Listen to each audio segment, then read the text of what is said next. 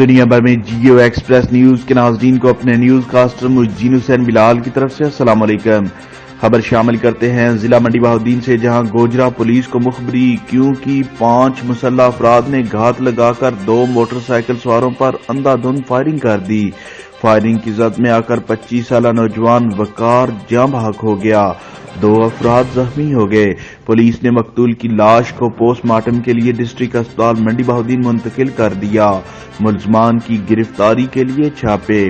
منڈی بہاؤالدین کے نواحی علاقہ گوجرا میں مسلح افراد نے گھات لگا کر 2 موٹر سائیکل سواروں پر اندھا دھند فائرنگ کر دی، جس کی زد میں آ کر 25 سالہ نوجوان وقار جاں بحق ہو گیا، جبکہ 2 افراد زخمی ہو گئے۔ ملزمان کو شبہ تھا کہ وقار نے ان کی پولیس کو مخبری کی ہے۔